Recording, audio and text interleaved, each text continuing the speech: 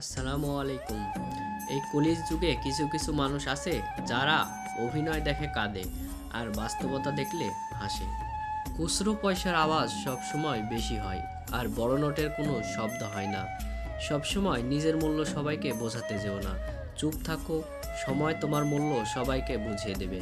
জীবনে দুই ধরনের মানুষ দেখেছি, যারা ভালোবাসার জন্য পরিবারকে ছেড়েছে আর আরেকজন যারা পরিবারের জন্য ভালোবাসাকে ছেড়েছে।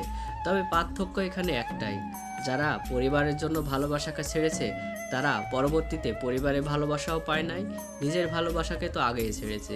আর অন্যদিকে যারা ভালোবাসার জন্য পরিবার ছেড়েছিল তারা ঠিকই একসময় পরিবারের প্রয়োজন হয়েছে। তাই নিজের ভালোবাসাকে যত্ন করে আগলে রাখুন।